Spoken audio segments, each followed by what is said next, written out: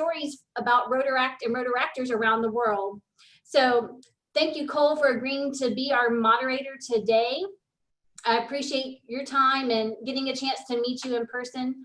She's actually from Canada. We have an international group with us today, but I just want to kind of give you the origins of how this came together. And I'm just gonna pass it over to Cole and let you introduce the rest of our panel. Thank you so much. Absolutely. Primarily, before we jump into things, I would like to extend a huge thank you to Buddy and the rest of the committee and the team for putting us on and inviting me into your space today. I'm really grateful to be here. Before we hop into things today, we're just going to share a little bit about who is on your panel. As I know myself, I will start with myself. My name is Cole Baker, as already stated. I am from Edmonton, Alberta, up north in Canada, District 5370. I've been involved with Rotary for the past 18, 19 years. I come from a Rotary family. I've done Rotary Youth Exchange. I have a second family in Japan. I started an Interact Club. I'm a part of a Rotaract Club. I was the RYLA chair for our district, and I started a Rotaract podcast. I'm simply invigorated by Rotary, really impassioned, and I've actually just accepted a position on our national MDIO board as the policy coordinator. So I'm very excited to be here today. I will pass this on for self-introductions to just whoever I see first on my screen. I believe that would be Mitty Chang. Thanks, Cole. Hi, everyone. My name is Mitty Chang. I am a Rotarian and now Rotaract alumnus. I'm based out in the San Francisco area in Silicon Valley. I've been part of the Rotary family for about 16 years now. I started off in Interact. I've done RYLA, done International RYLA, and I've been part of the Rotaract portion of the journey for about 11 or 12 years. And although they recently removed that upper age limit, I did decide to officially graduate from Rotaract. I am a Rotarian now, heavily involved in different levels. I've served as a district Rotaract representative. I've served as chair of the Rotary National Rotaract and Interact Committee. I've chaired a few of the Rotaract pre-conventions at the international convention level, and I've also helped form a MDIO, so the Big West Rotaract MDIO. I am just grateful for everything Rotary has provided and for being here. Cole, I will pass it back to you. Incredible, Mitty. And this is just proof, folks, that people do go from Rotaract to Rotary. So next on our list here would be Mike Berry. Wait till I unmute myself. Hi, guys. Okay, so I'm Mike. I'm in Scotland at the moment. And like Cole, I've actually come from a Rotary family. In fact, I was working out the other day, I won't even tell you now, it's more than 40 years, let's do it that way, since I first went along to a Rotary meeting because they used to have family day and my father used to bully us all to go to lunch. So, and interestingly enough, I'm now a member of that very same club, and it's amazing how many of the old boys were there for decades before I came along. So they were the ones that actually my father was club president of the Rotary Club at the time when I turned 18, and he decided to reinstate the Rotaract Club. So I had no idea what Rotaract was, but all of a sudden, within a couple of months, I was club president, and in fact, we grew it to the largest club in Scotland at that time. I think it's just because I was just so enthusiastic and so energetic, and I was constantly on the phone and organising events. And in fact, when I worked it out, we had attended over 300 events in the first year, which is just crazy. So we didn't host all of them, but we went to loads and loads, and it was my life, really. It really was my life till about age 33, and then all of a sudden it was like, where do I go now? What happens? This was before social media, unfortunately.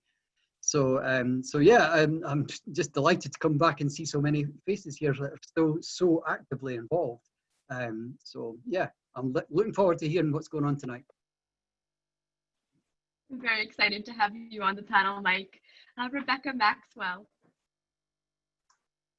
Hello, everybody. My name is Rebekah Maxwell, and I was a Rotaract member at Lamar University in Beaumont, Texas.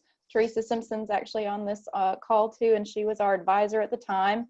And from there, encouraged me to get involved as an ambassadorial scholar, now known as the Global Grant Scholarship within Rotary, with a few changes. And then whenever I moved back to the US from Scotland, actually, so Mike and I were talking about that before the session got started. We have a connection there, but moved back to Beaumont and helped in forming the Beaumont community-based Rotaract Club, and then went on to become a member of the Beaumont Rotary Club. So another example, Cole, as you mentioned, of and Mitty, as far as Rotaractor going on to Rotary afterwards. Thank you so much for sharing. Yeah, that trajectory is so important. So I'm really excited to hear some of your answers today. David Yeakey.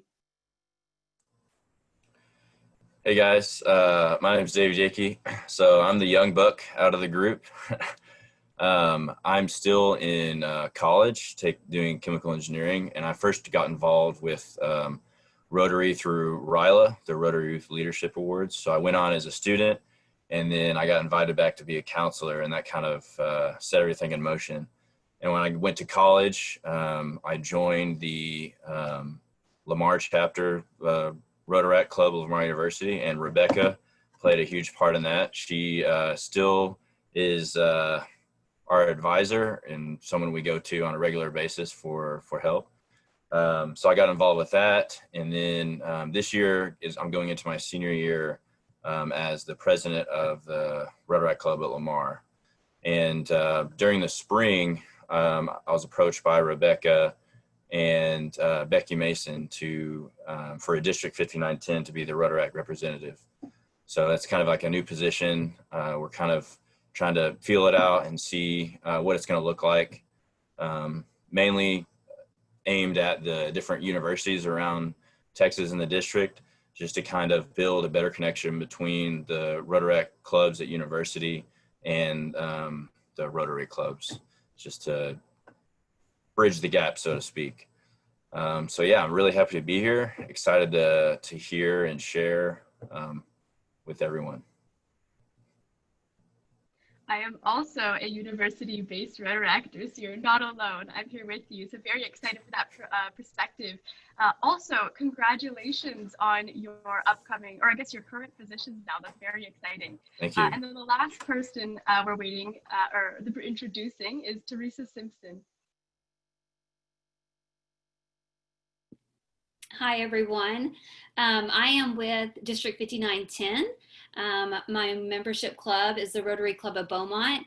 My journey in Rotary began in 2006. That year was my first year, and it was also my first year chairing the District Rotaract, and did that for several years. I also became the advisor for the Lamar University Rotaract Club, which I held for several years, and was very proud to be able to pass that torch to Rebekah when she returned back from Scotland. I've served as the, at the time, the ambassadorial scholar Rotary counselor for District 5910 for 2 scholars. One studied in Australia, and one you've already met, Rebekah Maxwell, who studied in Scotland. And I also was honored to serve as the founding advisor for the Beaumont Rotary Club, for which Rebekah served as president. So I'm currently serving as our Beaumont Rotary Club's co-chair for RILA, and working with the university-based students, Rotarians, and watching their journey into not only into Rotary membership, but also leadership within Rotary clubs as well as districts. So glad to be here today. We are so happy to have you. A huge thank you to our panel. I really appreciate you all being here today. With that, let's hop right into the questions. Some of this has already been covered in the introductions, but I will ask, because I feel like it's important to delve into a few of these things a bit more in detail. So how did you get involved with Rotary? So kind of like, what was your initial Rotary story? And what was a significant leadership position that you've held that you think was influential to you? let's go in the same order. So I believe we started with Mitty Chang. Thanks, Cole. I started off in the Rotary family as an interactor, and it wasn't anything too complicated. Someone asked me if I wanted to check out the Interact Club at my high school. And I grew up in also the world's, we claim to be the largest Interact district. So at my high school, public high school of 2,000 students, our Interact Club was about 500 members. So it was kind of the place to be. So it made sense to be part of it, and I ended up staying because it became part of my extended family. You know, I don't remember what happened that first meeting. I don't remember the agenda, but I remember that I felt welcomed. I remember that they always made me feel like I was part of their family. And I think that's a key part of the club culture that I've experienced through the Rotary journey. What really solidified my commitment to the Rotary family was when I was about, was 19 years old. I had just finished my freshman year at the University of California, Davis, and I was a Rotaractor, just started the Rotaract Club there. I was at my first Rotary International Convention in Salt Lake City. This was 2007. I remember being in the opening plenary hall with about 15,000 Rotarians and guests and Rotaractors. And then we started singing a Rotary song. Like the lyrics are on the screen. I was in Salt Lake City. I thought I joined a cult. And it was at that moment, I felt like I was part of the cult. I drank all of the Kool-Aid that was provided, and I only was afraid of the cult for 30 seconds, then it passed, and I was like, I'm part of this. But it was really that experience that just solidified the question, rather from, am I going to become a Rotarian, to when am I going to become a Rotarian? And it was not just knowing that you're part of an extended family, but you're part of an international extended family. I can't express enough how impactful traveling with the Rotary family is, and how impactful meeting Rotaractors from outside of your district, outside of your home state, outside of your home country can be. As Cole, I'm sure you know, because you've done youth exchange. So I think that's probably the most powerful moment in story I'd share. Back to you, Cole. Thank you, Mitty. And oh my gosh, everything you're saying, I was like, yes, yes, yes, nail on the head. Something I constantly hear through my podcast, which I interview different Rotaractors from across the world, is it transcends culture, it transcends language. It's that sense of community and shared values, which everyone can relate to as a Rotaractor and as a Rotarian. So Mike. Unmute myself. So, wow, so thank you for that. Interestingly enough, I was never allowed to go and join any of the RILA things. My father told me it was for everybody that was not involved in Rotary. So because I was Rotary linked, I wasn't allowed to go and join these things. So whether that was a lie or not, I don't know, because I still don't know, and I'm probably better that way. So, because I wanted to go to, I wanted to go to California, and so I wanted to go to find out what exchanges there could be and so on, but no, that wasn't for me, unfortunately. However, there was something happening every weekend in Scotland. We had a lot of, I think we had something like 56 clubs in Scotland at one stage. So I don't know how many are left now, but I would imagine it's nearer the 5 rather than 56. Yeah, that was just such a great time because we didn't have social media, so we were constantly out there partying, dare I say. I created a logo that said Rotaract put the fun in fundraising, and we put FUN in capital letters, and we got a 60-foot banner printed that seemed to go everywhere with us. Rotaract put the fun in fundraising, because one of the things I realized was that if you're in fancy dress, for example, we would, we'd go and shake hands and things, but we'd never just do it and just boring. We always did something a bit fancy. So if you were in fancy dress asking for money, then people smiled. And when people are smiling, they're much more likely to give you more money. If you're having fun, they're going to put some money in your tin. And so that was one of the things that I decided, is that, we're going to keep raising money, whether it's having weekend parties or dinner dances or whatever it might be, bed pushes and duck races and all sorts of crazy things we did. But it was always the element had to be fun, and we had to have fun, and then people would give us money. And actually, if you're in fancy dress, nobody's going to recognize you anyway. So you were never embarrassed about it, you know. It was great. I don't know where to go with that. What else can I tell you? I don't know what else to tell you on this. No, we did a lot of events. We raised as much as we possibly could. I was going to say a lot of money, but it's all relative. And we got the name out there a lot. And I think I was just lucky, to be honest. I was lucky that, you know, there wasn't social media, and this was the thing to do.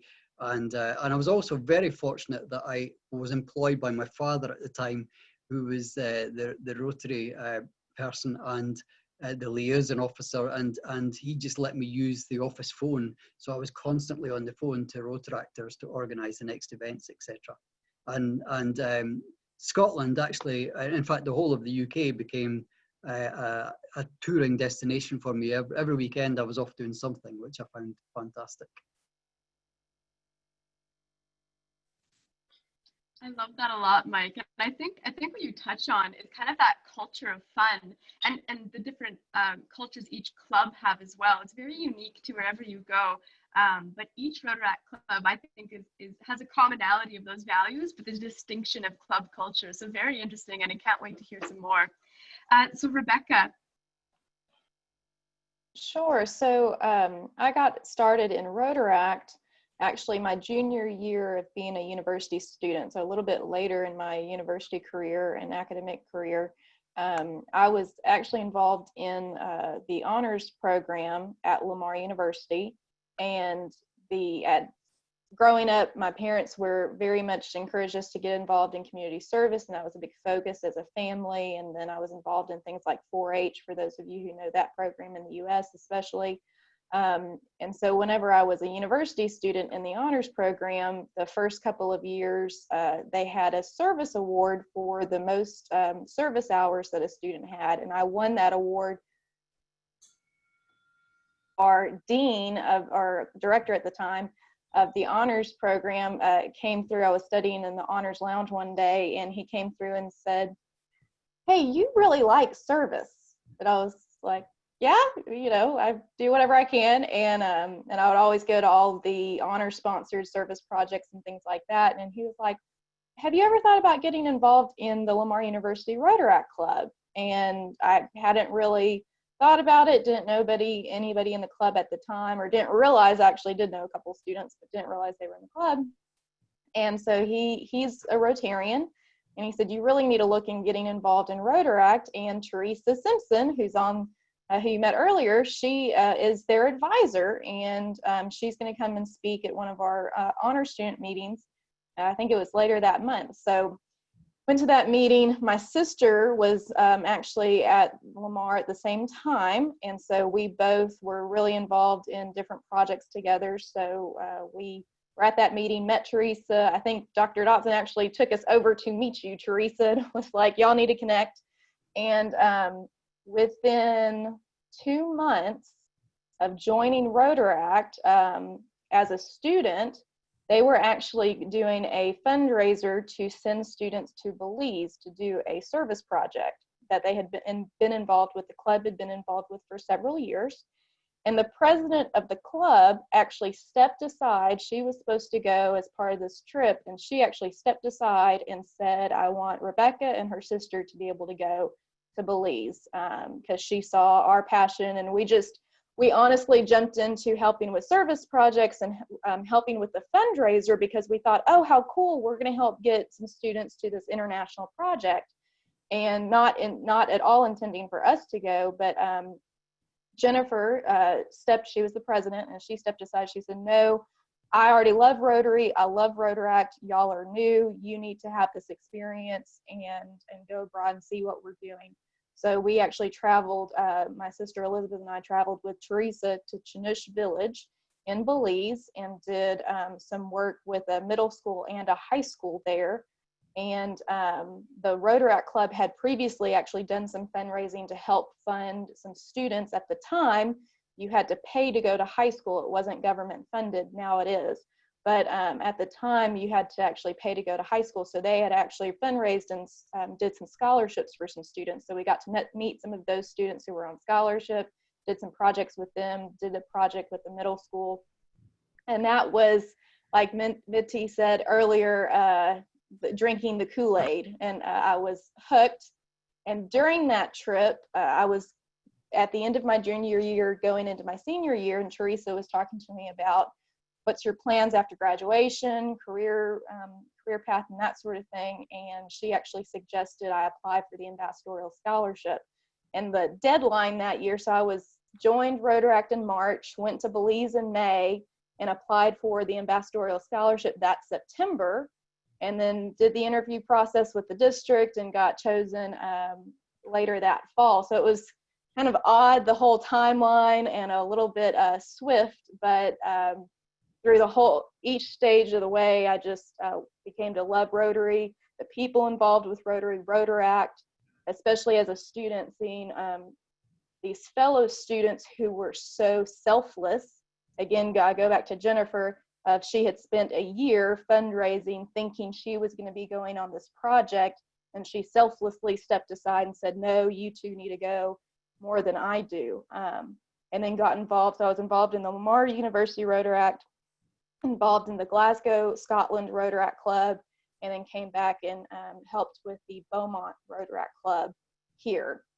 So that's kind of a short piece of the course, drinking the Kool-Aid all along the way, and other stories, and everyone talks about Rotary moments that you can share, but that's just how I got involved. I'm getting goosebumps, Rebekah. I love everything you've just said, and it really resonates. And something that I want to highlight is someone put faith in you, and someone saw potential in you. And that's a lot of what Rotary is calling people in, bringing them in, trusting them, and hearing about someone putting that confidence in you and going to Belize. That must have just been so empowering. And I'm so happy that you got to have that experience. And total side note, that was also the first time I've ever heard someone say y'all in a sentence, and that made me very happy. So thank you for doing that. So David, you up next. What's your Rotary story? Okay, so hey y'all. I'll throw in another one there. So my Rotary story starts in high school, junior year of high school. And I don't know who all is familiar with Rhonda Harrington. I know a lot of the people from District 5910 will know who she is. But she's really involved with PHS, which is the high school that I went to, and essentially selecting the students to go to the Rotary Youth Leadership Awards. So what happened was she approached me and she was like, hey, we got this thing. She didn't even introduce what Rotary was. All she said was, hey, we got this leadership camp. It's a lot of fun. There's free ice cream. You'll learn a lot about, you know, X, Y, and Z. And I was like, okay, that sounds kind of cool. I actually had a soccer tournament that was during the same time. They got canceled. So then I called her and was like, hey, this thing got canceled. Is there still a spot open? And she was like, yeah, sure, you can still come. So that's kind of how it happened. Then I went there and it was an absolute blast. One of the coolest leadership camps, Rotary or not, that you can ever go to, at least for our district. The guys who put it on, all the clubs that come together really do a fantastic job of representing who Rotary is, what they stand for, and making sure that when the kids leave after that weekend, they know, you know, who put this on, why it was put on, and the kind of the whole purpose behind it, which is the whole point. So after that, I was like, man, it's amazing. They asked me to come back as a counselor. And so I went back senior year, which was even more amazing. Being able to spend an entire weekend with 24 people you had never met or potentially never met, and just getting really close and mentoring the juniors that come in was just a really awesome experience. And the whole way that it's set up is really effective. for what it's trying to accomplish. So after that, the only natural progression following that was to join Rotaract going to college. So that's pretty much the first thing I did. And we've done lots of really cool stuff at Lamar. I know when I came and joined, it wasn't as lucrative as it is now. We've really kind of stepped up a lot of our recruiting and just structure in general. Maybe 5 years ago, there was only, I don't know, Rebekah or Teresa could probably tell on this better about what membership looked like. But now we have, I think going into this year, even despite coronavirus and everything that's going on, we have well over, 40 to 50 members that pay dues, and 20 to 30 consistently will show up to meetings.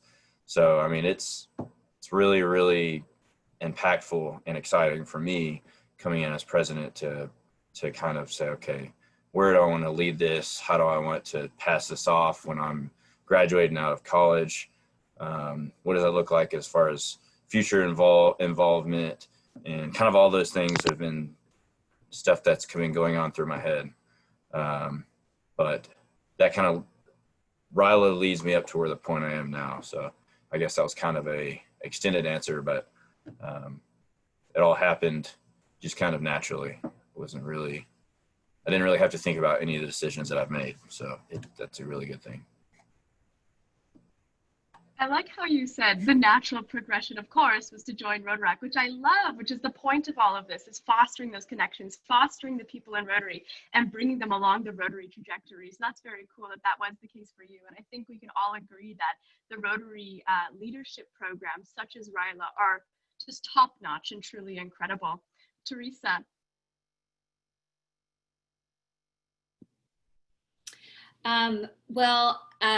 For me, in 2006, I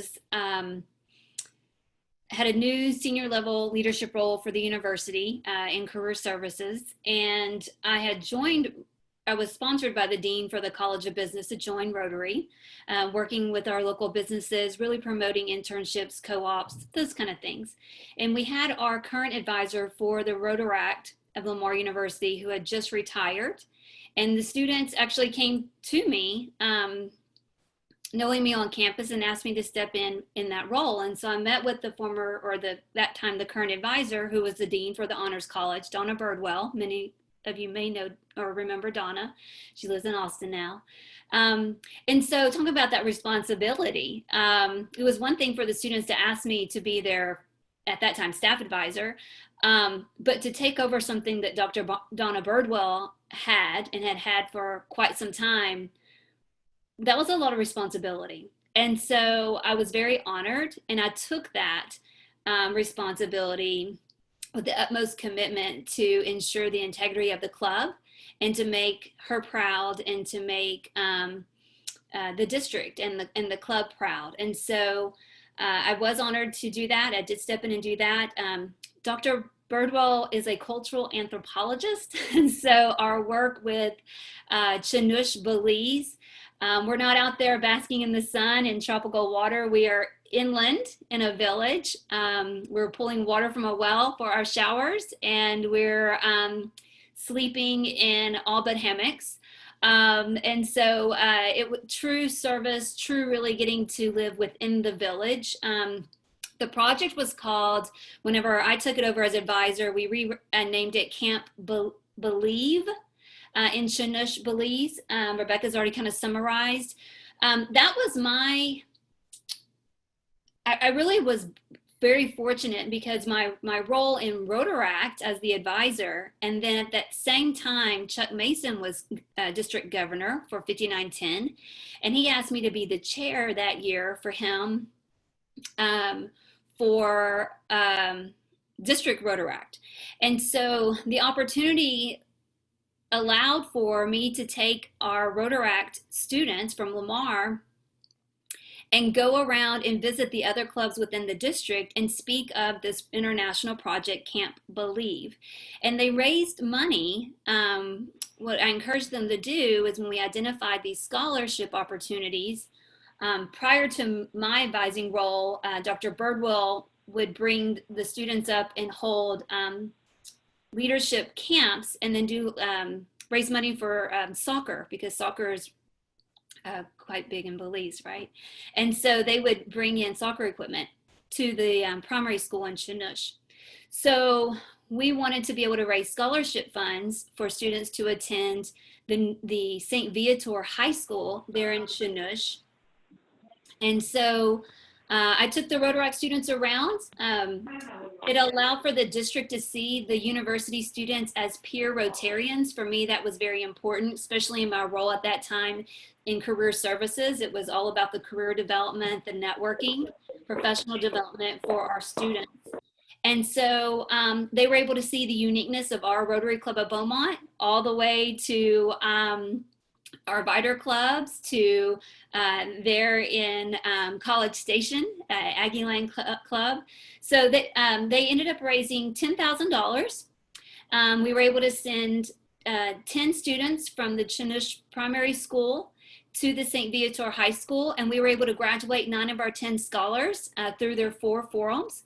In Belize at that time, and this is the early 2000s, the children, after they finished their primary studies, they began starting families. These are, 12, 13-year-old children, young people, but in this village, that's sort of what the next step was if they did not get the scholarship to go to high school. This is early 2000s.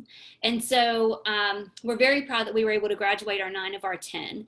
The one that did not graduate, she did go ahead and begin her family, and she was living there within the village, so we still got to see her. So for me, that's sort of how I got started in Rotary, and Rotaract in particular. And it was both at the club level as well as the district level, really ensuring that I was honoring the leadership before me, not only as the Rotaract advisor, but also Chuck, the district governor at the time, who had put faith in me to grow and expand the Rotaract presence within the district. Thank you so much, Teresa. I think that you've invested a lot of time and effort into, growing youth across the world globally, and that's very commendable, and that's really incredible to hear. So very excited to hear a bit more, maybe pick your brain afterwards. Before we just hop on to the next question here, I'm just going to draw your attention to the chat. If you could put your name, your district, maybe a position that you hold, and maybe one or two things that you're hoping to get out of this panel, that would be really great to see. So with that, we'll go to our next question. So to our panelists, can you touch on a service project that you and your club, has done surrounding innovation and sustainability? As we all know, there's a new area of focus surrounding sustainability, which is very exciting. So we will do reverse order this time. So Teresa, you're up right again.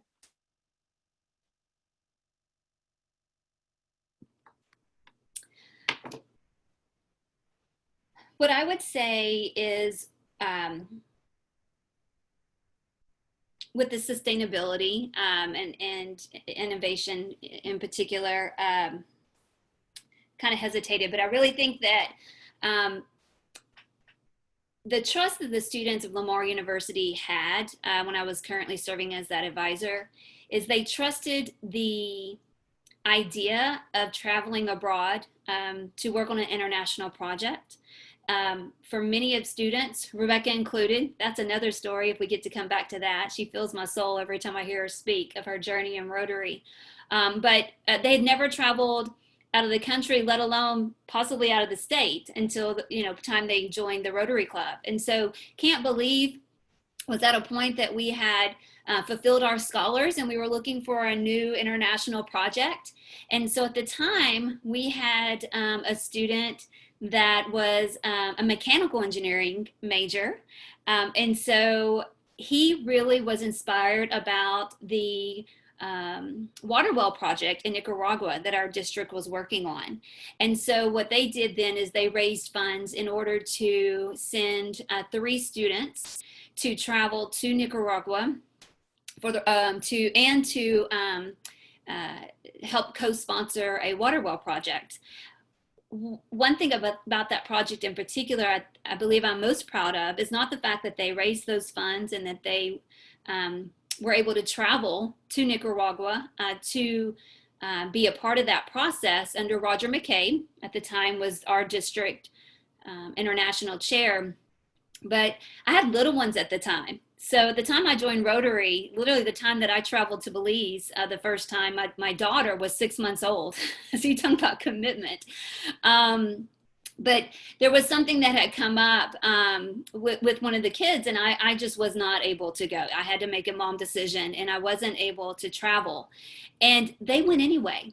And for me, I think that was one of the most rewarding moments at that time, because they trusted Roger, and they trusted knowing that when they were going abroad, their trust wasn't just in me. It was in the idea, the spirit of Rotary, that they went. Brett had been international before, but the other two young women had not. And so for me, that was quite a moment. And I had a great time. Yes, absolutely. I completely agree with the sentiment of everything you've just said. David, how about yourself? A project that you or your club has done surrounding innovation and/or sustainability?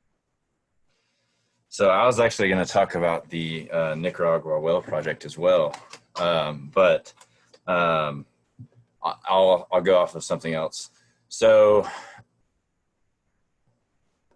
I think for me, there's been a few projects that I have had small amounts of involvement in, kind of like when I first started with Rotaract. So I'll just kind of go off of one that I have a little bit more adeptness to talk about, and that I'm sure everyone here is completely familiar with, and that would be contributions to the polio vaccine. And I know everyone here is completely aware of like all the stuff that is going on and how amazing it's been in the last 10 years, some of the work that's been done. But just to kind of hone in on what Lamar has done specifically, we try to do a fundraiser, whether it's on World Polio Day or not, at least once every semester. And what we do is we have a table set up outside of like our rec center or our Setzer Student Center. And we make this big display and try to draw on as many people as possible and discuss essentially what Rotaract is doing, what Rotary is doing, and it kind of acts as almost like a recruitment and also a fundraiser.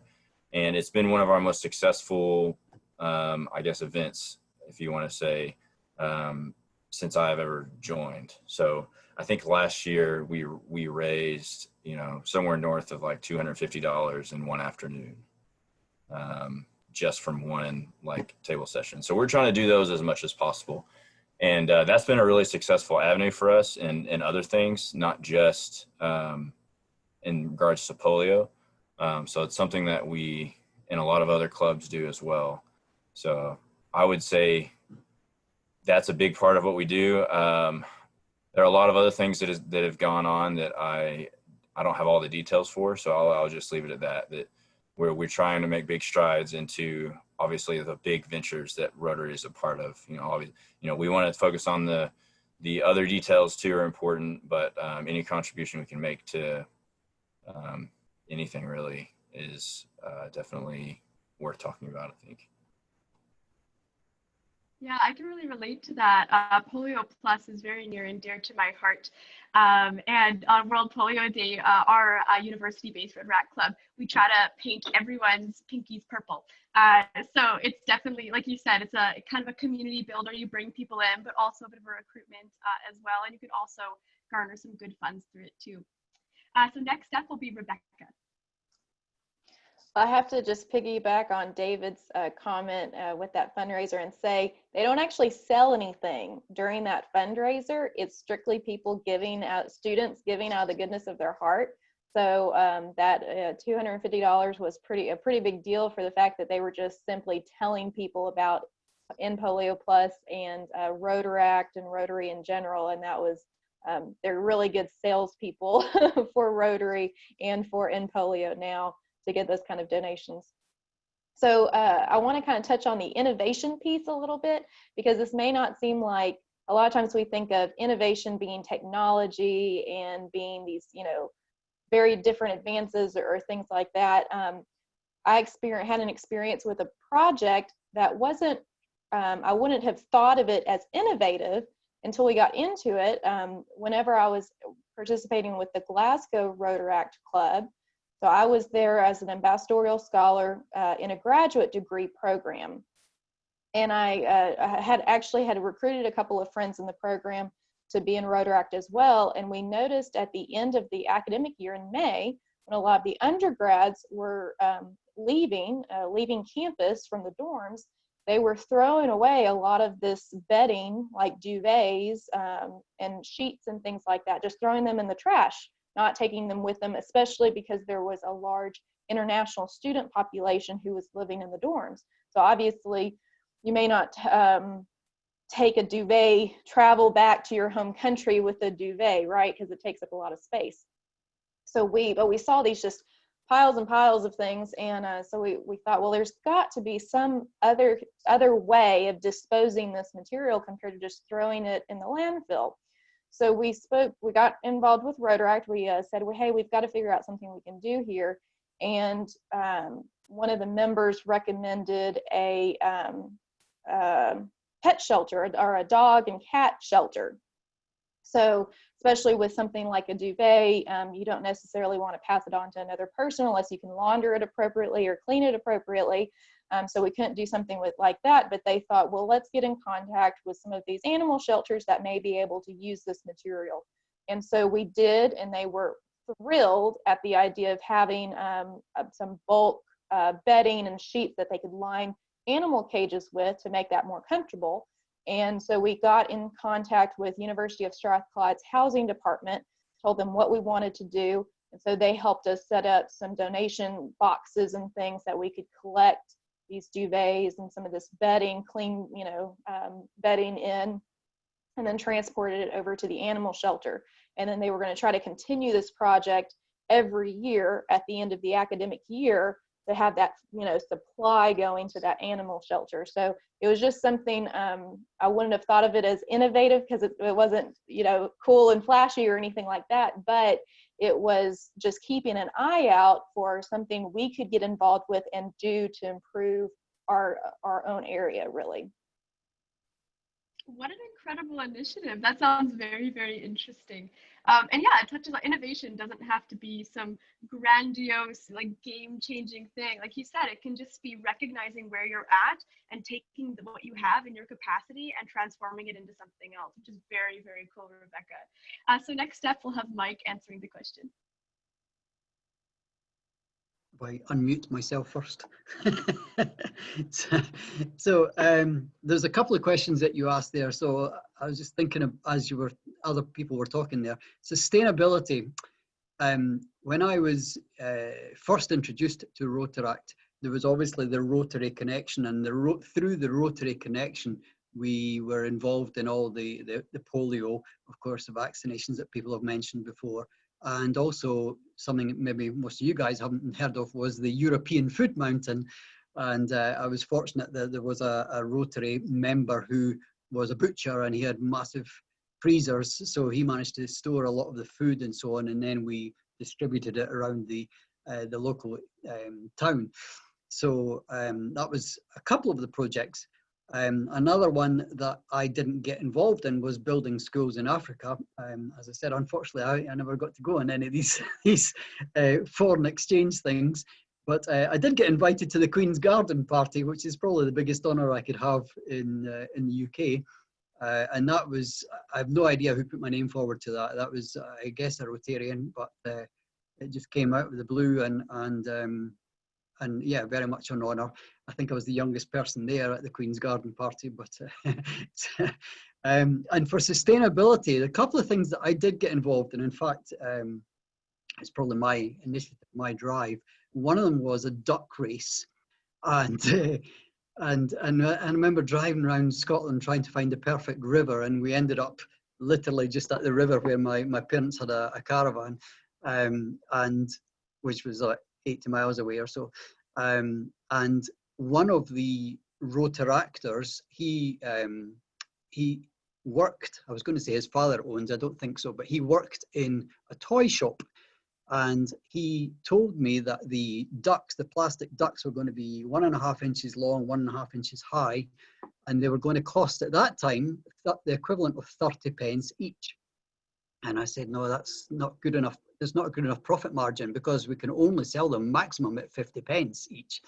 So we would need to sell them all just to have some sort of profit margin. And it was his suggestion, why don't we go for tennis balls instead of ducks? They're slightly larger and they're just as buoyant and just as colourful and obvious. So he got tennis balls at 10 pence each, and we sold them at 50 pence each. And we had 2,500 tennis balls, and we're all sitting on my living room with a marker pen. You'd write numbers 100 to 200, and you write 201 to 300, 301 to 400, and so on. So we wrote all these numbers on the tennis balls, and one of the things that we'd agreed with the Forestry Commission was that we would go back up.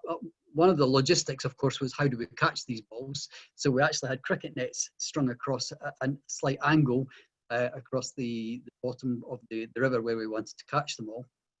And then one of the things we'd promised the Forestry Commission is we would walk back up the whole path and ensure that all the balls from the sides were collected. Of course, there was little kids down there grabbing them as well. So, and we realized that, in fact, the countdown to that as well, you could hear my voice over everybody else as we shouted 10, 9, 8, and we actually got on TV for that. So at that stage as well, there was a big drive called Telethon, and that was one of the big fundraisers for that.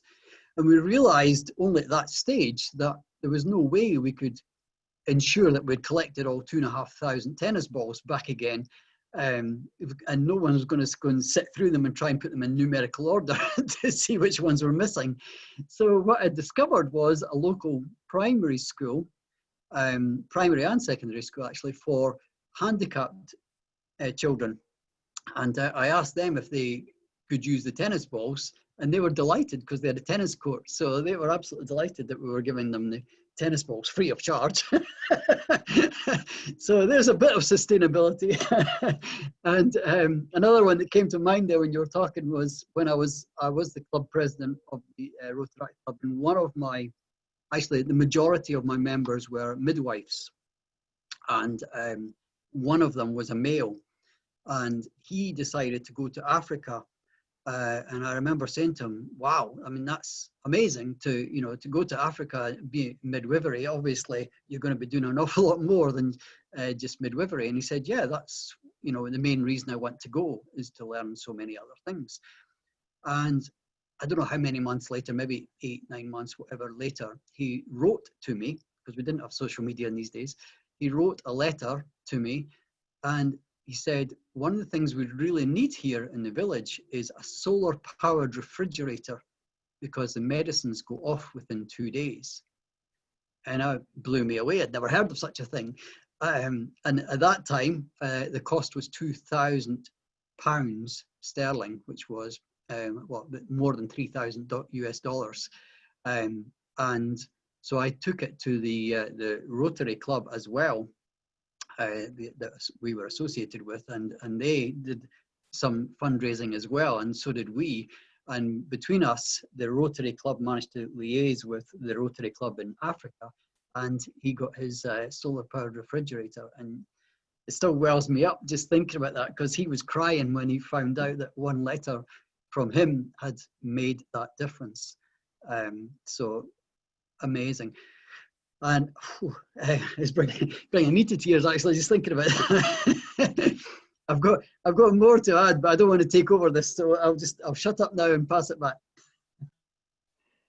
Well, thank you so much for sharing, Mike, and being so vulnerable with that story. That is truly touching, and the connections that we make with Rotarians and Rotaractors, it truly does create an impact worldwide. I'm so proud that you have that moment. That's truly beautiful.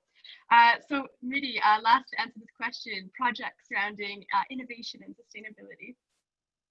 Yeah, there's some great project stories going on. I love it. I'm going to share on the other side, so on innovation, I heard a lot of sustainability related projects. And I do want to also do a little bit of a pivot to something that we're working on right now, just because I know that 2020 has been a really interesting year. It's going to continue to be interesting, as well as 2021, especially now that we're in a new Rotary year. So I want to share with you a project we're working on right now that's virtual. So it's a virtual service project, but it's more of a fundraising type. We've had a lot of success with virtual trivia nights that we've been hosting on Zoom.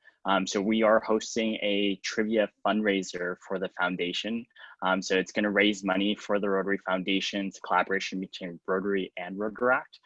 And so if you've been to a trivia night at a bar or anywhere, and you've done the group trivia, this is kind of the same concept. So there is a host, it's on Zoom meetings, and there are breakout rooms that are utilized, one of the advanced features for Zoom. But what we do is we break everyone out into the teams that they pre-selected. So they sign up with their own team members. You get the questions during the general session, you do the breakout, you discuss it, you come back with your answers. It's mostly on our code system. We hope they won't Google the answers, and we hope they're not, looking things up. But it's been a lot of fun. And, we have music involved. We encourage people to bring their own drinks in front of their cameras if they want to, and just have fun while doing it in a very safe, remote, social distancing manner that we can do no matter what else happens in 2020, unless the internet goes out. Internet goes out, I can't really help anyone. But so just different things we've been trying. And so we'll be launching this as a fundraiser pretty soon, but we've had so much success from the actual socials we've done for it. So I'd encourage it as an idea for sharing with your Rotaract clubs, but even for your Rotary clubs. If you're sitting out there, you're a club leader for a Rotary club, and you're wondering, how can I, maybe collaborate with my Rotaract club on a project during COVID-19? I mean, this is a great opportunity, especially if you're thinking right now, I don't know if I know how to host a trivia night over Zoom, but I know I have friends who love trivia, and I know that I have some dollars I'm willing to donate to the foundation. I mean, it's kind of a win-win for everyone involved. This is a great opportunity to talk to your Rotaractors and your Rotaract club about, hey, would you host a trivia night jointly with our club, and we can raise some dollars for the foundation. Back to you, Cole.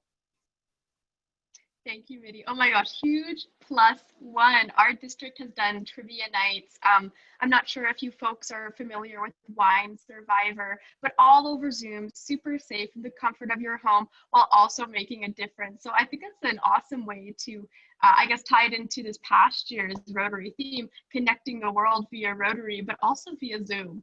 It's a very strange time. But it's really great to see how innovation is playing a key factor in how we connect these days. So very interesting to note. Recognizing the time, I do want to ask this last question before we go into the break, because as Mitty mentioned, there's been a lot of changes this past year, and also a lot of changes for Rotaract specifically. So I am recognizing the time, so if we can try to keep our answers on the shorter side. I know it's tough, there's a lot to share, but that would be much appreciated so folks can have a bit of a break before we go into the unmoderated portion of the panel. So as I mentioned, lots of changes in Rotary lately, so I'll name a few.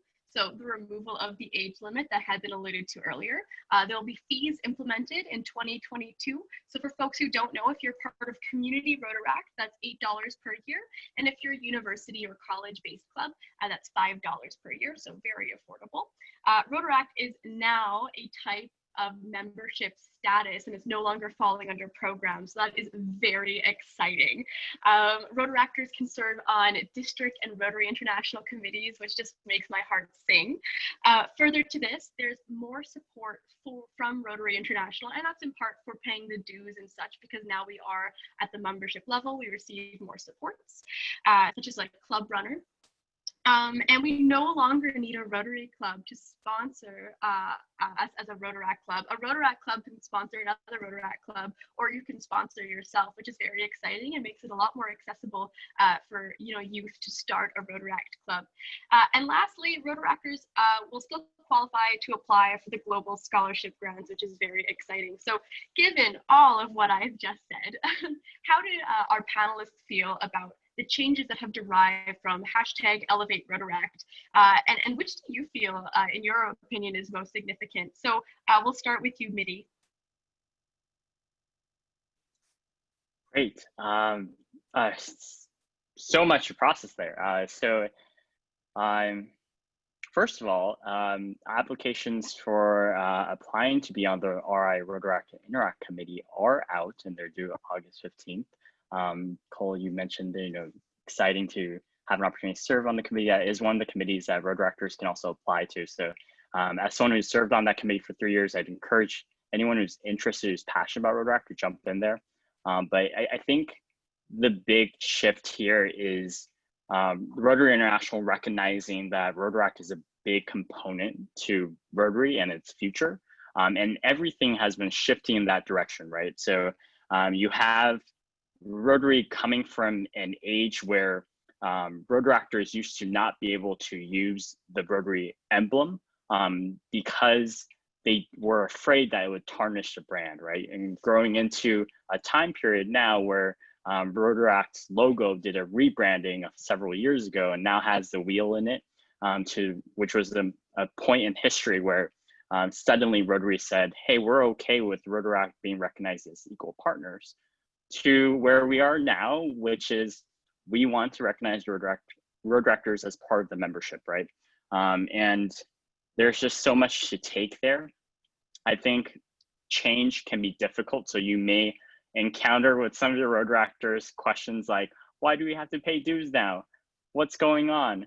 I don't like change, but also recognizing from a top-down perspective, or even from a new member perspective, they're not going to know a difference because they're going to walk into an experience that is their experience, right? But every change is for the better, and hopefully that'll mean more services for Rotaractors, and not just having a 7-member staff team that services all of Rotaract in the world, but hopefully growing that staff team over at Evanston and having a lot more opportunities to interact. I'm going to toss it back over to you, Cole, but I think that there are just like some exciting changes happening, and it's up to every club and every district to really define what that means. Oh, absolutely. I just get so excited thinking about the changes. And yeah, I definitely anticipate some questions come 2022 when those fees are being imposed. But at the end of the day, like you said, everything is for the betterment and the elevation of Rotaract. So Mike. Okay, so yeah, interesting. The one that actually is sticking with me is the age, interestingly enough, because it used to be 18 to 28. And when I reached age 28, it actually changed. It wasn't nothing to do with me, but it changed to 29. So that was useful for me. And then when I was 29, it changed to 30 as the maximum age. And that, yet again, was just perfect for me. And as it happens, I was actually district chairman when I was 30. So in theory, I've got another year after that as immediate past chairman. The but is that I then felt unwelcome by one guy. One person actually did it to me, and he actually doesn't know it, but he really has upset me for the rest of my life ever since then by effectively telling me I'm too old. And I suddenly was like, whoa, and he just said, thank you for your previous service. And I was dropped. And at that time, we didn't have social media or anything, as I've mentioned before. And it was just like, where do I go from here? What do I do now? Does that mean I've lost all my friends? I can't contact them again. I was seeing them every weekend from somewhere. So I have some reservations about letting it ride with no ceiling, I must admit. I guess it's possibly just like we allow anybody into Rotaract, there is no qualifications per se, and naturally they have their own filtering, so people will automatically filter themselves out and say, that's not for me. And I sort of imagine it would be the same from, you know, for me, it was probably age 33 when I stopped going to Rotaract events and thinking I can still get away with it. Because even though I was just, you know, on average 3 or 4 years older than the majority of my friends, I still felt that I shouldn't be there.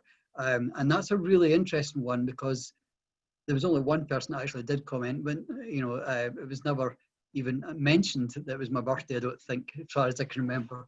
And ever since then, I've actually hidden my birthday. I don't like to talk about my birthday. I hate celebrating my birthday. And it's ever since that particular moment, which is a real shame, actually. And so I have some reservations, I must admit, about getting rid of the ceiling age. And by the same token, it's like, where do they go after that? You know, because age 30 at that stage for me was too young, if you like, to join Rotary. I did actually join Rotary when I was 40, and in Edinburgh, I was the Edinburgh Rotary Club, and which is, I think, the biggest, certainly on Glasgow's probably bigger actually, but certainly on the east side of Scotland is the biggest membership-wise, and I brought the average age down to age 68. Which is still over retirement age, if you think about it. And if I think about my own club members just now, I would say, yeah, the majority are over 68. So it's a really difficult one for, let's say, a 40-year-old business person to come in and to Rotary to try and introduce their friends and everything. You want to come along to Rotary. So it's kind of like, where's the happy medium here? Where do we go with this? Because one of the things, as I said, both my parents were involved in Rotary over the years, and my mum still is, an honorary member now. And I've said this for decades, that there needs to be something for older Rotarians as well, in my hallucination, and this is my opinion. Because if I think about my own club now, I would say 90% of the members have been club presidents, so they're actually past presidents. 90% of the members are past presidents, which is amazing. I mean, what a wealth of experience that is. But it's not appealing to the younger generation to come in, and it's always been like that, in my opinion. And so there's something would be ideal, would be fantastic if there was something from age 30 to 40, if you like, or you know, 40 to 30 to 50 even, but also possibly for retirees of Rotary to go, we're now, I don't know, Rotary seniors. I'm just making this up. So if they became a Rotary senior member after normal retirement age, then the Rotary Club would be the younger age group, if you like. And I know that's not our place to say what Rotary should be doing, but that's just the only thing of all the things that you mentioned there that that I have some reservations on. That's all I want to say. I think everything else is great. I mean, as you said, you know, putting a price on it is not an issue. If I came in with long hair, you would just accept it. So exactly as Mitty mentioned there, if you come in as a new member, you just think, oh, right, I'll pay that fee, and it's done. You know, it's not an issue. So anyway, I'll shut up. No, thank you so much for sharing, Mike. And I think there's going to be some folks that have reservations about a few different things. And if anybody listens to my podcast, something I could say quite often, you could probably make it into a drinking game, is I like to meet people where they're at, right? And I think what that age increase does is meet people where they're at. Because Mike, you mentioned you were in a situation where somebody basically aged you out, which made you feel excluded and hurt. Had this not be within the policy, you would have been able to, you know, remain in Rotaract until you feel you're ready for that transition. And so that's how I perceive this to be, is helping that step. And something I'll note really cool in my district, in 5370, a brand new Rotaract club was just chartered. A majority of the members are over the age of 40. So like it was, I believe, like 40-year-olds around there, but they're Rotaractors. So a lot of them are starting new families, you know, a lot of financial concerns, but they want to be involved. They want to contribute. And these new changes in Rotaract allows this to happen. And then if they want to transition to Rotary when they're there, they're able to do that. So it's a really great way to meet Rotarians where they are at. Rebekah, on to you. Well, really, coming off of what you were just talking about, and even Mike, so to the original question of what my one or two biggest excitements or concerns or whatever over some of the changes, I was very excited that Rotaract members are still able to apply and participate with a global grant scholarship, because obviously I'm passionate about that because of my own experience, but also I've seen in working at the district level, some of our most engaged, successful applicants for global grant scholars are our Rotaract members. So because they have that tie to Rotary, they understand the value of the focuses, Rotary's 7 now areas of focus, and they really have a passion, whether personally or professionally, and continue to grow in that way. And then like Mike was talking about the age portion. So I'm going to speak really with the frame of mind of my experience with our Beaumont Rotaract Club, which was a community-based club. So I know this may be different depending on your particular area, your country, your community, and what you may be looking for. And this kind of ties into some of the chat that's going on, which I think is great. Everyone definitely participate in the chat and share your thoughts. But one of the questions was, so what is the difference now between Rotaract and Rotary? And Cole, like you were saying, this really gives us the value of meeting people where they're at. With the age cap of 30, we experienced a lot of challenge with the Beaumont community-based Rotaract in young professionals loving being involved in Rotary, wanting to give back, but did not feel personally or professionally ready to go on to a Rotary club. Because like you said, Cole, they were starting young families. They needed to really focus, felt like they needed to focus on their career because they were young professionals, maybe not in a managerial position or just going to a managerial position where they felt like they needed to really be able to prioritize their career. So Rotaract gave a lot of our members that opportunity to be involved without, even though Rotary doesn't have the same attendance policies, our Rotary Club still meets weekly. And these Rotaractors are the types of individuals that was intimidating because they want to, if they're going to join a club, they're going to join 110%, right?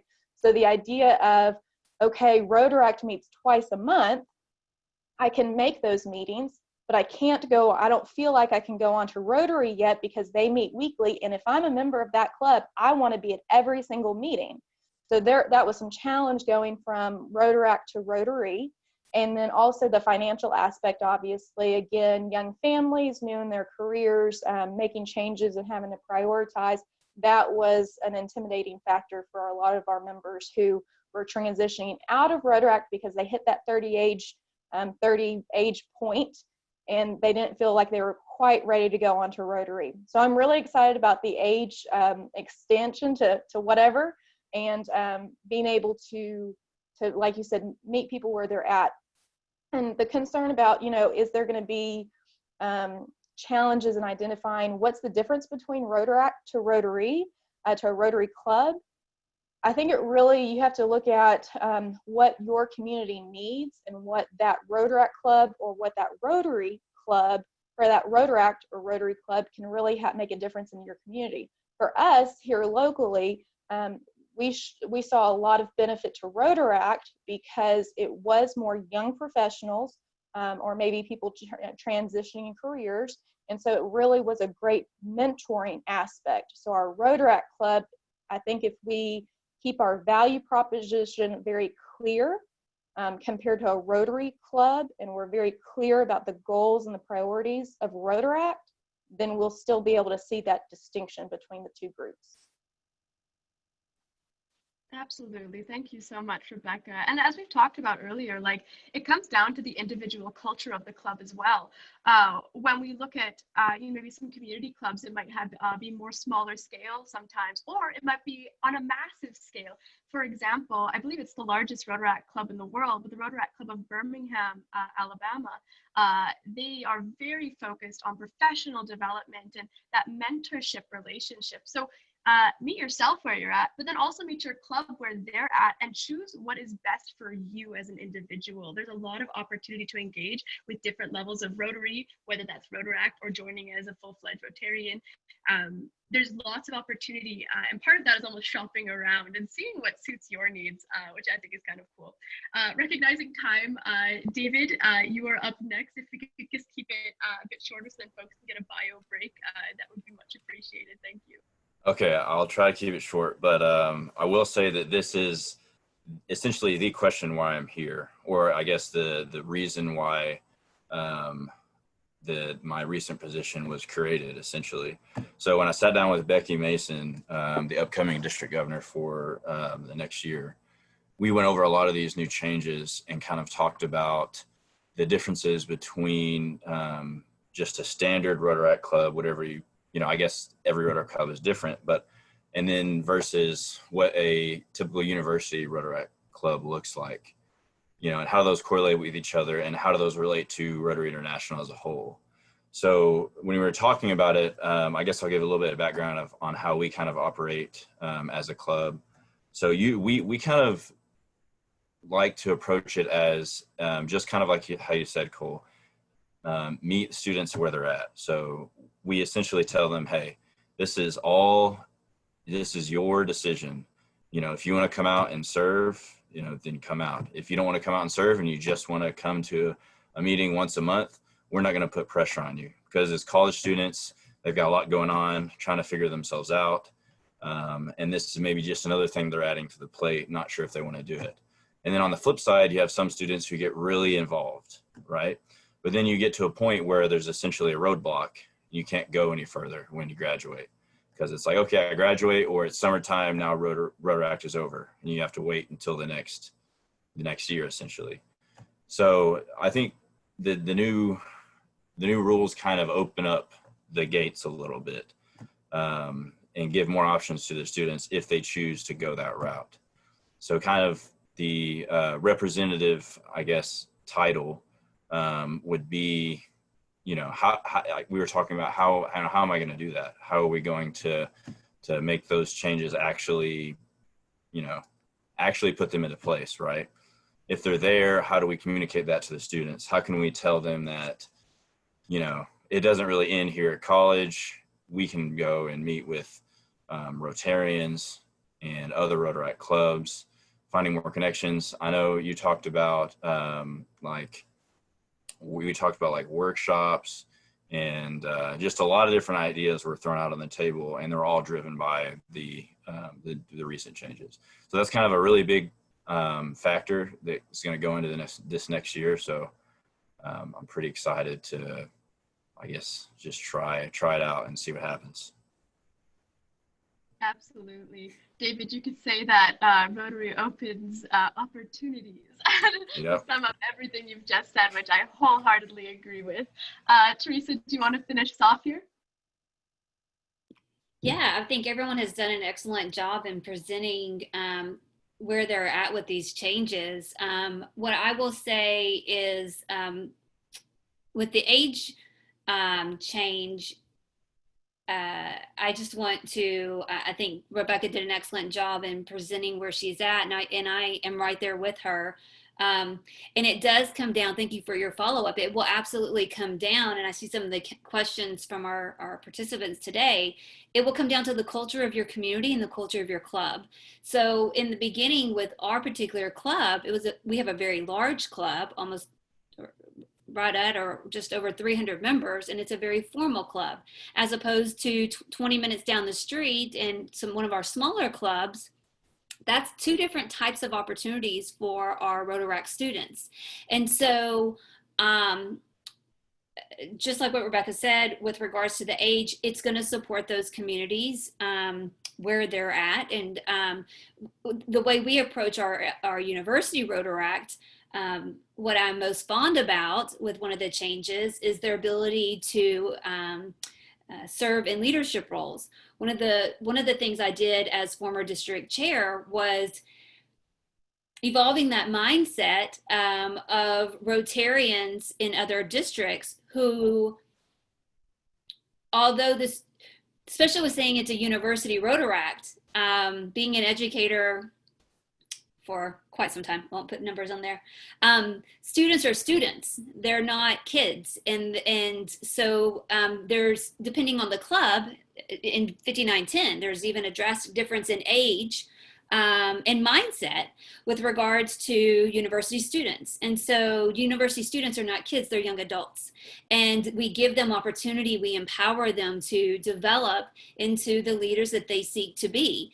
And so we really hit that pavement those years in our district and put the young university students in front of these adults, in front of our Rotarian peers, so that they can see for themselves, these are not kids, these are young adults. They're aspiring and achieving many levels of success, and they are representing themselves in the Rotaract Club with quality and character as a young leader in Rotary.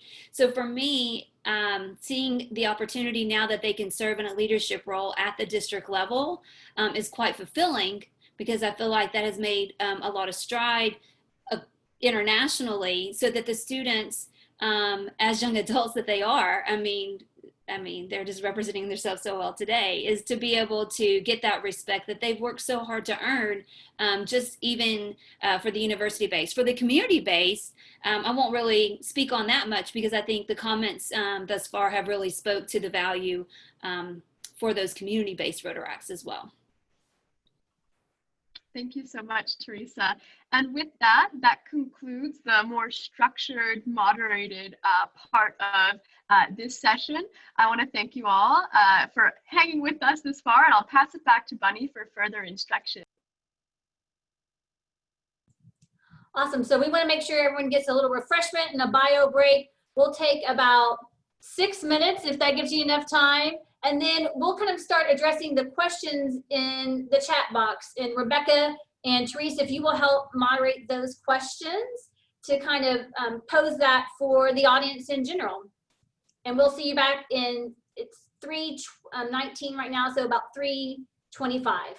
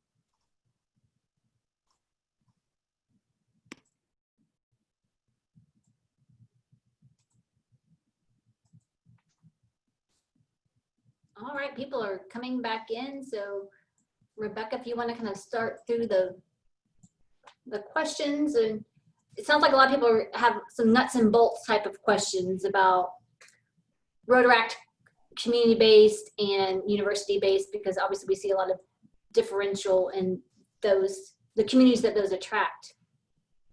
Yep. So I'm just going to kind of went back up to the top of the chat and just working my way down. So one of the questions that came up was how to get involved in RYLA, Rotary Youth Exchange, and other opportunities to have that experience abroad, and linking that back to Rotaract.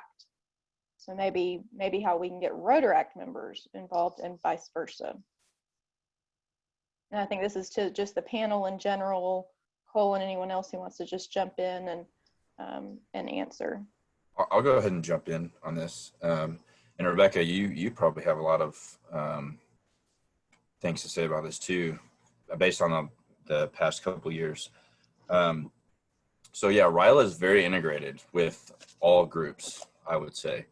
Every year, or at least the years that I've been, and I didn't mention this at the start, but I've been back as a volunteer member, or a past counselor, or however you want to put it, as well as with Rotaract. And that's been a huge part of it. The Rotaract teams that go back and help every year, the RYLA leadership continues to push for us to say, hey, you guys like come back, bring more people. They love to see that older level of students there supporting, serving, as well as how that looks from a juniors and seniors perspective in high school. They see a group of 10 to 12 college age students coming back to help at a camp that they were at, however many years ago. It really leaves a big impact. So I think going forward, just continuing to put the pedal down on that, bringing in more people to help, more people to serve, and maybe even coming up with more ideas for what Rotaract can do if it becomes a more, I guess, stable support structure for RYLA. I know right now we organize some of the games that go on, and we have like an allotted amount of time on a certain day that the students come through, and then we tell them about Rotaract. And then we also have essentially like a short presentation on stage in front of everyone. So maybe we could try to expand that. I know there's a lot that goes on in that short amount of time, but in the future, as more and more people get involved, that could be something to look at. But I think that right now is a really, really exciting thing to see college students coming back. And you have, students from all ages, from 16 years old all the way up to 25, all participating. And then of course your Rotarians as well. So, yeah. Yeah, to that point, so just so everyone kind of has an idea, as David was mentioning, about 3 or 4 years ago, our RYLA district chair actually asked the Lamar Rotaract Club and other Rotaract clubs in the district, but kind of Lamar was had been very engaged and consistent in sending members to RYLA. And so they asked them to head it up. But there was a shift, because previously Rotaractors were asked to go and just help with the sessions and help the Rotarians. But that shift changed when the district chair actually asked Lamar Rotaract to help organize the district Rotaract clubs to actually lead a session. So instead of them going and just being general help during the weekend, they actually were responsible for organizing and then leading a session with those Rylarians, right? So that, I think, was a great connection. And one of the other comments in the chat was, or questions was, how do you, how's that connection really successful? Because they've had encouragement for interactors and Rylarians to be involved in Rotaract once they graduate from high school, but they haven't seen anyone do that yet for their particular district. And I would say actually letting Rotaractors really take that leadership role and not just asking them to help, but that let them take on a project or a session within a project has been a huge impact. And for Lamar Rotaract, that's become a an annual standout project. They talk about it all year long. They are excited. I encourage new members to go, even if they never went to RILA before. And it's something that, as David said, they all look forward to going to and really get involved with. And I think having them lead that session has let RILArians have that direct connection with Rotaract compared to just seeing them on the sidelines. They actually have that one-on-one time. And Berta, I see that you have a hand raised too. And if a district hasn't worked with the Rotaractors before at their RILA, the Rotaract can get in touch. All the districts have a district directory and usually a RILA chair, and get in contact with that RILA chair, because they're always looking, as you said, exactly as you said, for volunteers and for people to help lead some of the different programs that we do during RILA. And it has been extremely successful. I've been involved with our RILA now for, gosh, I don't know how many years. In fact, this year we've decided we're going to try to have a training. It'll be a virtual training for Rotaractors. So they kind of know exactly, what to expect. And so I'll be reaching out to you to, help putting this training together before we have RILA. And because of this whole mess, we don't know when we're going to have it. We're hoping for January, but it may be in the summer or early August. Our biggest thing with our RILA is that we believe on peer on peer. In other words, we need college students. The 4 trainers that we come back are usually freshmen in college. And so we try to pick dates when they're not in school, when they're still out of school. That's why we don't have it in March or April like some of the other districts do, because we need you guys there and we don't want you to have to take off from school. It makes it hard. So that's one of the reasons we usually have it in January. But this year we may be forced to push it to the summer. Great, thank you for that update, Berta. One of the other questions in the chat, and I'm not sure who all on the panel. I've heard a lot based on university, so Mitty and Teresa, I know y'all may be able to direct this answer. So experience with community-based Rotaract clubs, sharing maybe how to get that started compared to university. The comment, one of the comments is that our university-based, most of our clubs are university-based and can be sporadic. So can you talk a little bit about setting up a community-based Rotaract club and how to make that successful? Yeah, I'll jump in here first, and I think Teresa, you may want to also say something after. So there's a couple ways to approach this that I'd recommend among like a plethora of other ways you can get to it. And of course, ultimately it comes down to, with community-based clubs, you're really looking for finding a champion who can really help found this club. And it's often the same case at universities, except sometimes that's a little bit easier to find because everyone's pulled in on the same campus. With a community-based club, I'd recommend approaching it in a couple of different approaches. First, you can set up a internship program. I know it may sound kind of weird, but you're thinking young professionals, you're thinking you're out in the community. Why not have a 1-year internship program where their job is to help you co-found this Rotaract club? Maybe in exchange, you will not pay them, but you will send them all expenses paid to the next Rotary National Convention, maybe in Taipei, Taiwan, or next one in Texas. Different options for you to think about. And the other option is just kind of approach it from a info night perspective, right? This is also something that a lot of university-based clubs will do, but you can broadcast it, you can send ads, you can tell folks that you're hosting an info night about professional opportunities, how to get jobs, how to do community service, how to network, and it's free. You're offering free food, and maybe it's free pizza, and you just really spread that around in the community, but really ask your own members in your network if they can each bring someone of that age group, right? Whatever your target age group is going to end up being. I think those are probably two of the recommendations that I would give for someone who's trying to start a community-based club. just also with the understanding that there are just so many other ways to think about it too. Yeah, I will commend Mitty. I mean, those are some amazing ideas. And then the only thing I would probably add to that, again, it all depends on the culture of the community. For those that have a university or a college in their community, that's how we started our community Rotaract. It was that transition from the university membership or college membership, and then that led into launching the community Rotaract. Now, with regards to the age, so our community Rotaract, I wouldn't say it was absorbed by our Chamber of Commerce new initiative, 40 under 40, but it definitely kind of,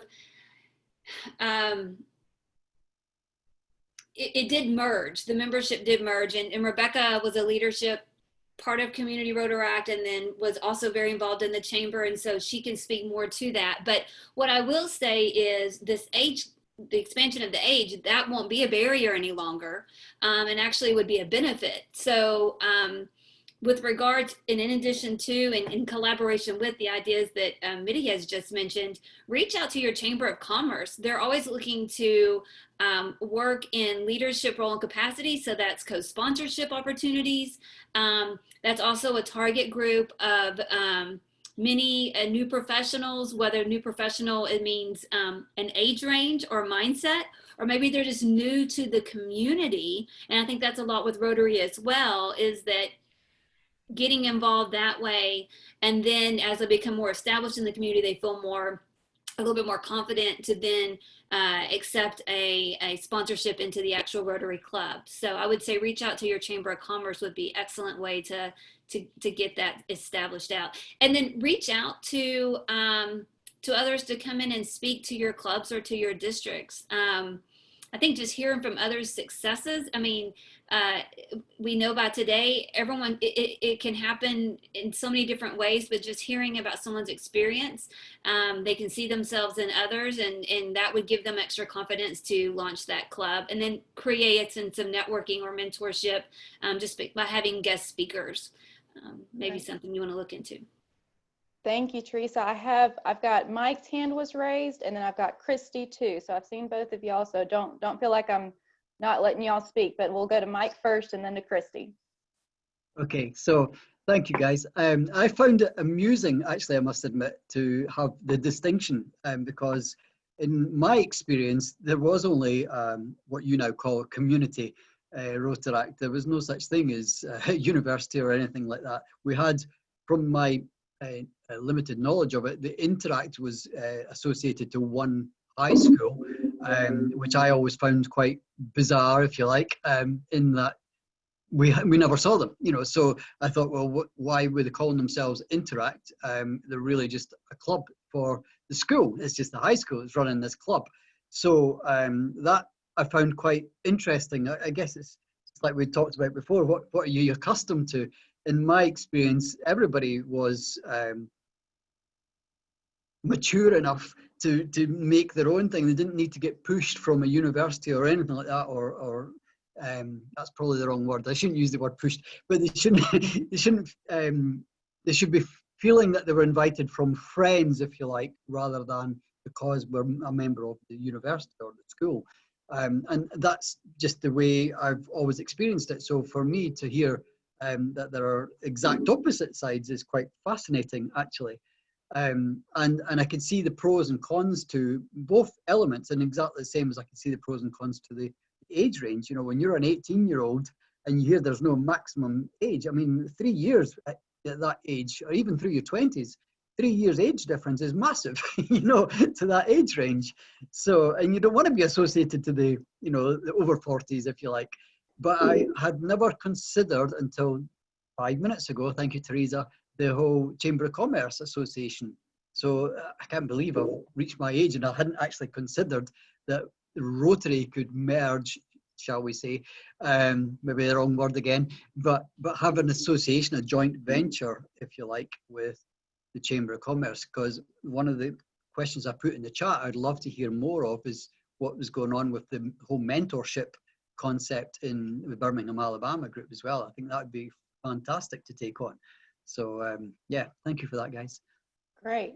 Actually, and on that point, I know the Glasgow Rotaract Club was community-based purposefully because their thought was you could be a university student or a young professional and still be involved in the community-based club, right?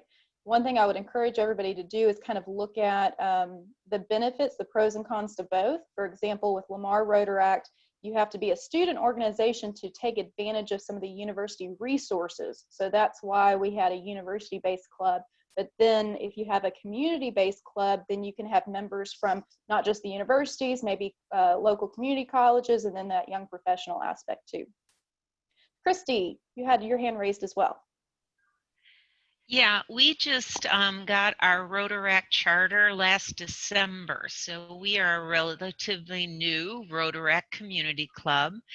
And when we talked about getting started, we actually looked inside our Rotary Club for some of our younger members of our Rotary Club who hadn't really been engaged yet, hadn't found that passion yet, but they actually were in the Rotaract age group at that time. So we actually went to them and asked them about, you know, you're in this age group, you know people your own age that aren't Rotarians that possibly might like to get involved in Rotary, but as a Rotaractor. And so we have 2 younger advisors from our Rotary Club that are now running helping to run the Rotaract Club. The Rotaract Club has voted in their officers and all of that stuff. They just finished their first project for the year. They did a river cleanup with kayaks and kids and all kinds of things. It's pretty funny. And I do want to go back to the Chamber of Commerce because the new president of Rotaract was also a member of the Chamber of Commerce under 40 group. So he got together with the president of that group, and what they're trying to do is, I don't know if you want to call it merge, but you have your Chamber of Commerce group, which is a networking group primarily, and the Rotaract Club, which is a service project group primarily.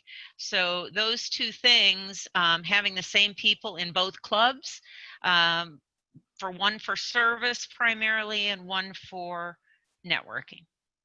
Yes, fabulous, Christy. That's a great partnership right there with another organization that has, going back to that value proposition, right? You have very distinct value propositions for both organizations. You have to be very clear about that, but then it offers a wonderful opportunity for partnership.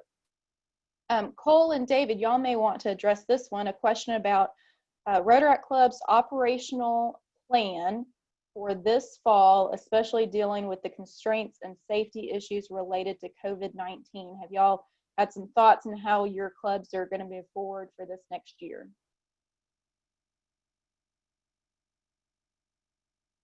And anyone feel free to jump in as well. I can go ahead here, yeah. So as of now, all of our operations have been moved online. I'm not a part of the leadership team this year. I have in past. I'm past president and past volunteer coordinator. I'm just simply a member this time round. So I'm not too involved in terms of the logistics coordination, but I know that they are accommodating us because our university is online for at least the first semester.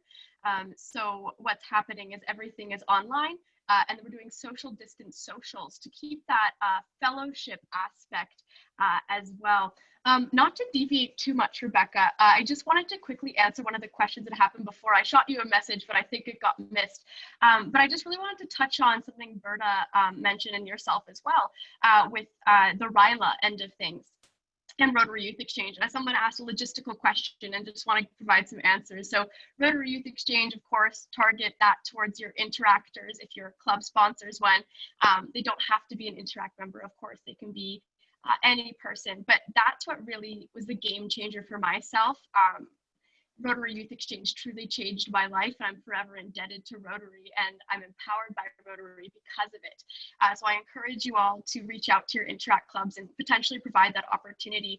And I have some incredible friends through Rotary. As a high schooler, I had like 60 and 70-year-old friends because of Rotary Youth Exchange, which was truly incredible. And like, it wasn't weird at all. It was amazing. Further to that, our district does RILA a little differently. than some other districts. And I think that having the opportunity to share some of these best practices might be beneficial for you and your folks. So for RYLA, our RYLA is actually called Riley. So it's called Rotary Youth Leadership Experience. And so this is a very similar thing that we do. And it's, of course, youth leadership, not targeted towards anybody in Interact, but we have Interact members who come, other high schoolers who come, and we try to garner that attention, develop leadership skills, very similar to your RYLA. Then we actually have our RYLA, which we use as a platform to educate executives within Interact. And that is actually the committee. So I was the chair for RYLA in our district in 2018. And so what happens is all of that program is coordinated by Rotaractors and Interactors. So all of the programming, all of that is done by us and not Rotarians, or folks part of a Rotary club. Reason being why is you don't know what you don't know, of course. And the best people to know the immediate needs of Interactors are Interactors and Rotaractors who maybe just came out of Interact. So that's why our committee is fully composed of youth, which is really incredible. And it's the exact same for our Riley, which is your RYLA. I was on that committee as well. I was an active counselor. All of the programming, all of the sessions are ran and led by Rotaractors, and we actually include Interactors on that panel or that committee as well. It's all youth, and it's really empowering because you're doing all of that coordination, and then further to that, you're executing it. So working on your project planning skills, working on public speaking skills, and Rotarians have put trust in you at the district level, so you're empowered by all of that. So I would encourage you to, if you don't already, have maybe a majority youth-led committee, if not all youth-led committee. It's doable, we're proof. And then the last recommendation I'll just give is we have a district Rotaract council, and this is brand new.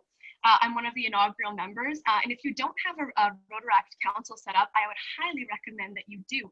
Essentially, it is a district level board composed solely of Rotaractors that provide support, input at the district level, and we go and we meet with those individual Rotaract clubs to ensure that they are supported and relationships are fostered.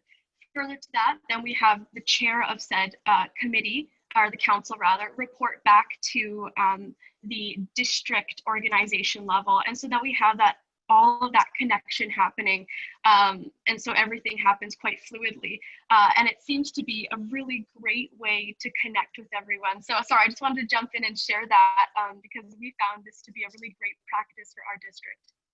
That's great. I know that's a kind of a new recommendation from Rotary International, and that's part of David with our district about having him in this role to hopefully grow that council. So that's wonderful to hear that y'all got a council going and strong. David, do you have any other thoughts about how to adapt in this time of COVID-19, especially for university-based clubs? That's a great question. We've had some discussion about that. I know you, Casey, and I in particular. But honestly, I mean, everyone's in the same boat. So it's we're all on the same playing field. So I think that's what's most important to keep in mind, as opposed to saying we can't do this and we can't do that. Just understanding that we're all going to have to deal with, things that we wouldn't normally have to. So I think just making sure we instill that mindset in our members and especially in our officers to say, okay, just because we can't meet in person doesn't mean we can't have a quick, Zoom meeting or what have you, to plan, our next event for when we can meet in person. And I guess something a little bit more practical that we could do is obviously just social distance. I mean, it's kind of tough, but maybe trying to find a bigger space to hold meetings so you can spread out a little bit more. College by nature is kind of packed in. So I know there's a lot of, as far as on the university side of things, I'm real involved with rec sports and kind of what's going on with how their planning is going regarding COVID and what the rec is doing and what classes are doing and how they're keeping people separated. So a lot of that can be applied in the same way to, organization meetings. And I think that's something they're going to do is kind of not necessarily impose those rules, but heavily suggest a lot of those things to go along with any organizational type meetings that are happening on campus. Great. But I do think the most important thing is the mindset, because if we just think that we can't do anything, then nothing will get done. So that's a great point. I want to draw your attention back to the chat because Mitty's sharing and several others are sharing some great references. If we don't get to all of your questions, I'll be saving the chat so that if I think there were a couple of very specific questions, so I'll try to get with Bunny and get those answered. And then before y'all leave, we do have a poll we're going to launch, so please stick around for that. And Bunny also has her hand up, so Bunny, I'll turn it over to you.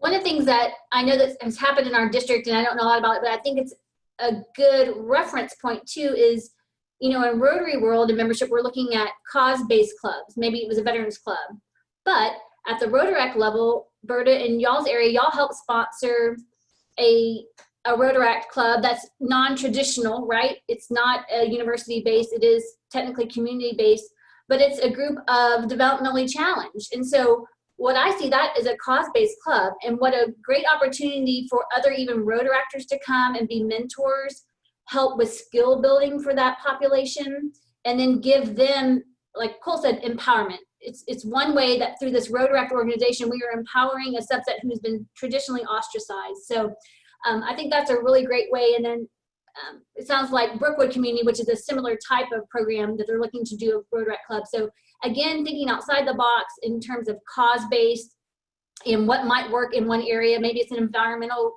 groups. We've seen some of those Rotary clubs kind of develop, and maybe that's something that on the Rotaract level too, that might be work out in a particular area in your district. So it's great to see all of these strategies and come on these types of events where we can really hear lots of different perspectives. So thank you all for joining in.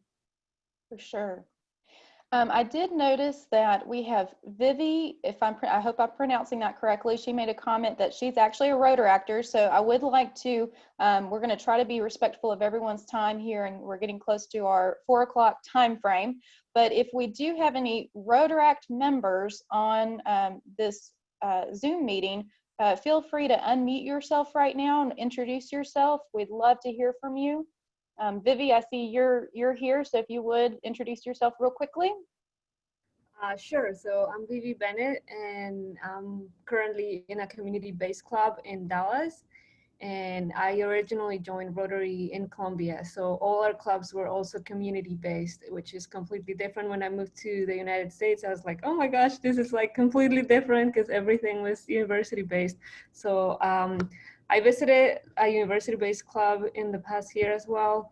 So I kind of have like both perspectives, but I never joined a university-based club because I wasn't going to school anymore when I moved here. Fabulous. Thank you so much for being here and sharing. And I see you're from District 5810. So we've got a lot of people who are both panelists, but other Rotaractors who are part of the discussion today. So it's great to keep that in mind and reach out to these people even after today. They can be great resources on how to help you get started in Rotaract or help you grow your Rotaract club. Umberta, I see you've got your hand raised. We'll go to you. Oh, you're not muted. Let me, here, I'll unmute you. As Bunny said, my club and the Friendswood Club have sponsored a non-traditional club, and I think this is growing. 5890, District 5890, which is the Houston district, is also looking into sponsoring a non-traditional club, and we could use help, especially mentoring. This is a group of people that have been excluded and who have a lot to offer and are excited, really excited to offer. I mean, they started with 20 members. And when we had their initiation of new officers, installation of officers, it was very exciting. And so I'm really looking forward to the next year, but we can use all the help we can get. Great, great. Cole, I noticed you had and you got your hand raised. You had a great comment in the chat that I think would be great to kind of cap off that the idea of partnership and the idea of having non-traditional or that cause-based Rotaract clubs. Would you like to talk on that for just a moment? Absolutely. So Berta, I'm loving the initiative. That's incredible. In Alberta, we have this really great connection with a provincial organization called Inclusion Alberta. And what that is essentially is that diversely abled folks are able to sign up for Inclusion Alberta, and they're matched essentially with someone who can point to different organizations and services which are inclusive and are safe spaces for diversely abled folks to interact. As you mentioned, some of these folks have been marginalized and made fun of, and it's not okay. In our Rotaract clubs, in the MacEwan University Rotaract Club, we have actually quite a few, I think we have 3 members who are diversely abled, and they are also, they were pointed to us by Inclusion Alberta. So they've actually helped increase our membership. They know that our Rotaract Club is a safe space. And further to this, it's a job program too. So Inclusion Alberta works with the Rotary clubs and finds what opportunities through Rotarians can we offer to diversely able people, because as we know, it's harder for marginalized folks, especially folks who are diversely abled, to acquire employment. And so what's happening is we're engaging in community, providing safe spaces, and helping folks get jobs. So at the end of the day, it's a really great program. So if you have anything similar, I think that could be very beneficial for your club. Great. Thank you so much for sharing, Cole. I love this interaction. I see Mike's hand was raised. We'll take, this will be the final comment before we launch our poll, and then we'll end for the day. So Mike? Sorry, I just wanted clarification on what Cole said there on the jargon. Diversely abled? Who is that? Or what? Sorry, that was just jargon to me. What does that actually mean? Sorry. Absolutely, yeah. So folks who have different capacities, so it could be a mental delay, perhaps they are missing some limbs, perhaps they are on the spectrum. That's how I would define diversely abled. Just being, because we're all able, like for the most part, I myself, for example, I'm able-bodied, but there's other folks who have diverse abilities. Fabulous. Well, thank you all, everybody who's been participating and engaging with this conversation. I think this has been great. Bunny, is there anything else we need to know before I launch the poll and we wrap up? Nope. Thanks for all the participants.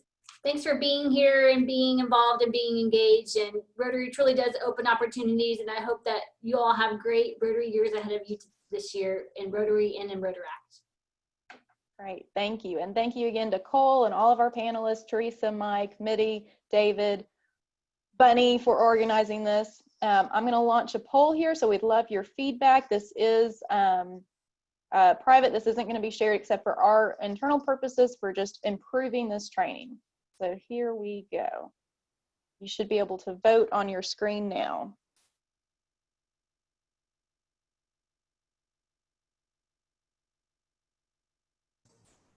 And thank you, Rebekah, too.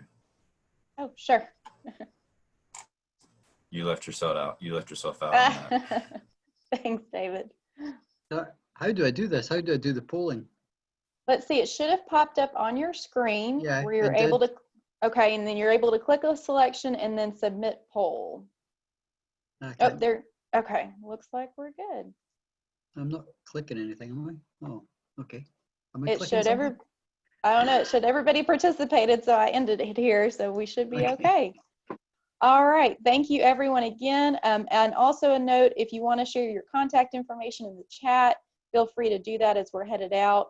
We've got some Rotaractors who are sharing their contact information, so Cole, Vivi.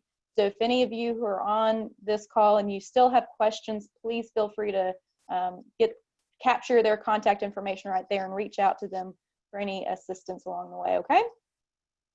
And I think that wraps it up. Thank y'all.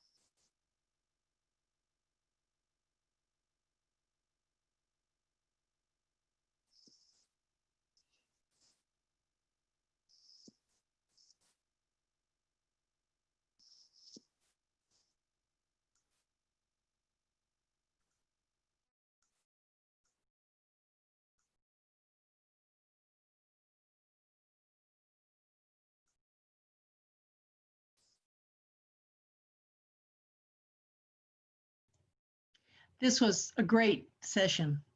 Thank you Great. very much. I mean, I think I got more out of this session than the last 6 or 7 sessions I've been in Oh, over the past few months.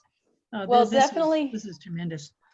Definitely share that thanks with Bunny, because she organized Oh, yeah, everything. yeah. So she, Yeah, Bunny, she helps me with Ryla. She puts everything online, so I get all my registrations, medicals, everything online. She's fantastic. Thank you.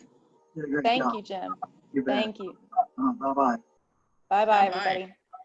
I'll be in contact. Okay. All right, great.